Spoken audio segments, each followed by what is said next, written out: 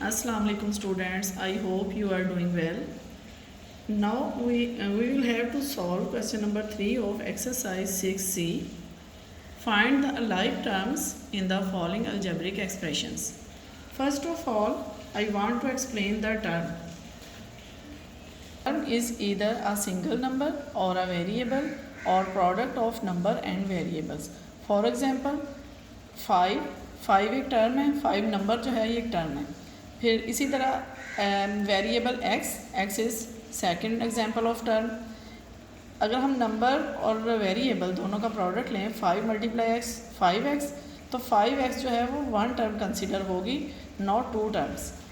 लेकिन अगर हम इनका सम लें x + 5, तो यहाँ पे ये टू टर्म्स कंसिडर होंगी, क्योंकि पॉजिटिव या नेगेटिव का जो साइन होता है ना, इनको अलग टर्म यानी अलग अलग टर्म में सेपरेट करता है. यहाँ पे इस अलजेब्रिक एक्सप्रेशन में x 1 टर्म है और 5 सेकंड टर्म. और इसी तरह x - 5 यानी नेगेटिव साइन के साथ भी x जो है वो अलग टर्म होगी और 5 अलग टर्म होगी. लेकिन जब हम इन दोनों का प्रोडक्ट लेते हैं तो फिर ये सिंगल टर्म कंसिडर होती है. 5x इज सिंगल टर्म, यहाँ x 5 टू टर्म्स हैं.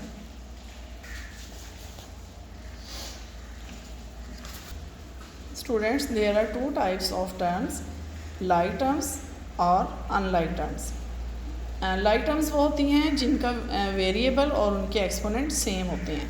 एक्सपोनेंट वो होते हैं जो इसके ऊपर पावर आ रही होती है, वो वेरिएबल के ऊपर एक्सपोनेंट आता है. अब इसके फर्स्ट टर्म है x, second term positive sign के बाद सेकंड टर्म स्टार्ट हो जाती है 3xy. फिर पॉजिटिव साइन के बाद थर्ड टर्म है 4x². फिर नेगेटिव साइन के बाद फोर्थ टर्म है 6xy.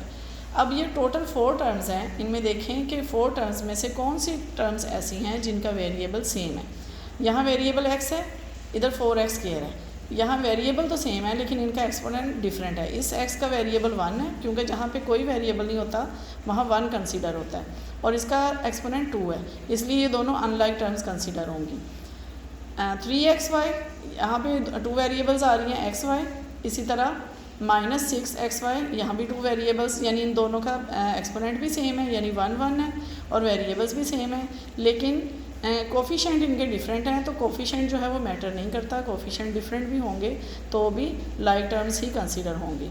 तो फिर इसका आंसर आ रहा है, लाइक टर्म्स इसमें आ रही हैं 3xy, ये पॉजिटिव टर्म है. पॉजिटिव का साइन ना भी लगाएं तो वो पॉजिटिव ही कंसीडर होता है. Next -6xy second term. Next part number 2 की तरफ चलते हैं. a² b + ab + b² a + 2ab. इसमें भी 4 टर्म्स हैं, ठीक है. a² b ये एक टर्म है, क्योंकि इन दोनों का प्रोडक्ट जो होता है वो एक टर्म ही शो करता है, प्रोडक्ट इनको सेपरेट नहीं करता. अब इसमें a b है, यानी इनके एक्सपोनेंट्स का डिफरेंस आ रहा है. फिर b² a, इसमें भी एक्सपोनेंट का डिफरेंस आ रहा है. 2ab, इसमें ab पॉजिटिव ab और 2ab ये दोनों लाइक टर्म्स हैं, क्योंकि इसका एक्सपोनेंट 1 है और इसका 2 है. इसका कोफिशेंट 1 है और इसका कोफिशेंट 2 है. कोफिशेंट डिफरेंट हो बट इनके एक्सपोनेंट सेम होने चाहिए. ab इन दोनों का 1 1 एक्सपोनेंट है और इनका भी 1 एक्सपोनेंट है. तो यहाँ पे लाइक टर्म्स आएंगी पॉजिटिव ab और second term 2ab. These 2 terms are like terms. Next question part number 3 है. a² - 2a² b + 4a² b - 5a का क्यूब. अब इसमें भी 4 टर्म्स आ रही हैं. a² है, ये भी a² है, लेकिन a² के साथ b है, तो ये इसमें 2 वेरिएबल्स हैं, इसमें 1 है, तो इसलिए ये दोनों अनलाइक टर्म्स होंगी. Plus 4a² b. स्टूडेंट्स, जैसा कि आपको नज़र आ रहा है, a² b दोनों की वेरिएबल्स और एक्सपोनेंट सेम है, तो these 2 terms are like terms. Negative का साइन